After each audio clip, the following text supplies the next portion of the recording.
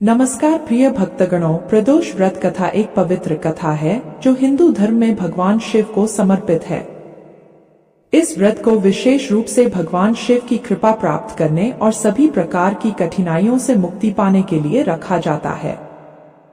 प्रदोष व्रत हर महीने की त्रयोदशी तिथि को किया जाता है। इस दिन भगवान शिव की विशेष पूजा अर्चना की जाती है और व्रत कथा सुनने का विशेष महत्व होता है। बहुत समय पहले की बात है, एक नगर में एक ब्राह्मण और उसकी पत्नी रहते थे। वे दोनों अत्यंत धार्मिक और भगवान शिव के भक्त थे। ब्राह्मण अपनी पत्नी के साथ नियमित रूप से प्रदोष व्रत करता था। दोनों मिलकर शिव जी की पूजा करते और भगवान शिव से सदैव उनका आशीर्वाद मांगते थे। एक दिन ब्राह्मण को किसी काम से दूर जाना पड़ा। उसके जाने के बाद उसकी पत्नी अकेली हो गई। संयोग से एक चोर उनके घर में चोरी करने आया। वह चुपचाप घर में घुसा और सामान चुराने लगा। उसी समय ब्राह्मणी भगवान शिव की पूजा कर रही थी। जब चोर ने ब्राह्मणी को पूजा करते देखा तो उसे बहुत अजीब महसूस हुआ और उसने पूजा को रुकने नहीं दिया। ब्राह्मणी भगवान शिव की पूजा समाप्त करने के बाद अपने पति की प्रतीक्षा कर रही थी।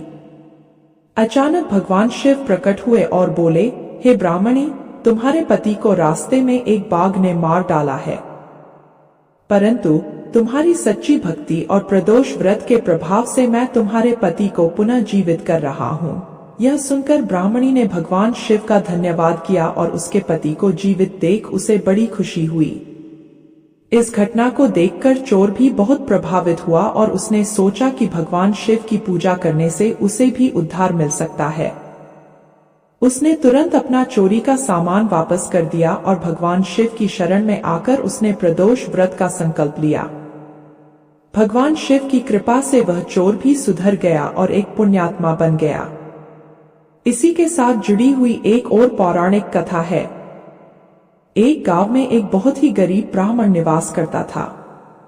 उसकी पत्नी प्रदोष व्रत किया करती थी। उन दोनों का एक पुत्र भी था।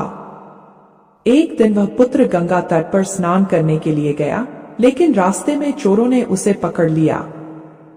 चोरों ने उससे कहा कि हम तुम्हें मारेंगे नहीं अगर तुम अपने पिता के गुप्त धन के बारे में हमें बता दोगे।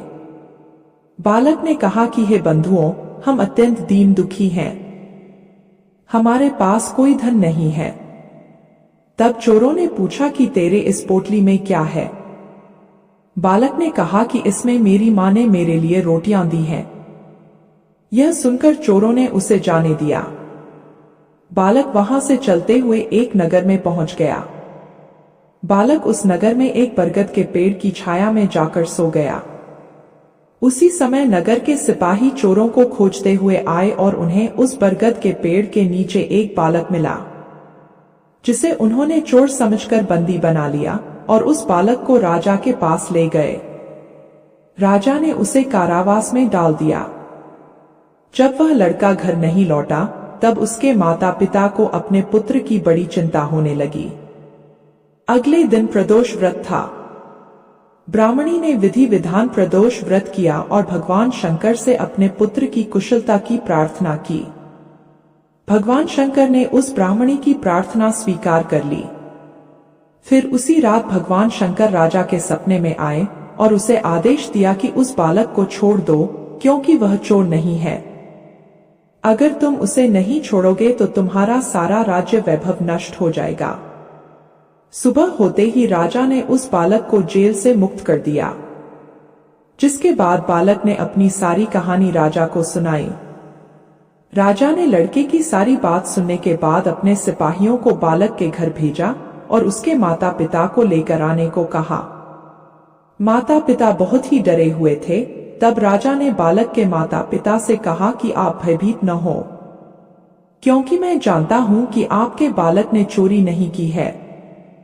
राजा ने ब्राह्मण का दुख दूर करने के लिए उसे 5 गांव दान में दिए। इस तरह ब्राह्मण अपने परिवार के साथ आनंद से रहने लगा। शिव जी की दया से उसकी गरीबी दूर हो गई। बोलो भगवान भोलेनाथ की जय, भगवान शिव शंकर की जय। प्रदोष व्रत करने से भगवान शिव की विशेष कृपा प्राप्त होती है।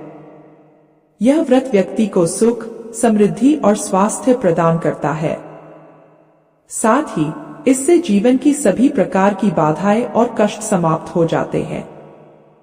शिवजी की भक्ति से हर प्रकार की समस्याओं का समाधान होता है। प्रदोष व्रत करने वाले भक्तों को त्रयोदशी तिथि के दिन ब्रह्मा मुहूर्त में उठकर स्नान करना चाहिए और शुद्ध वस्त्र धारण करने चाहिए। इसके बाद भगवान शिव के समक्ष दीप जलाकर व्रत का संकल्प लें और पूरे दिन उपवास रखें।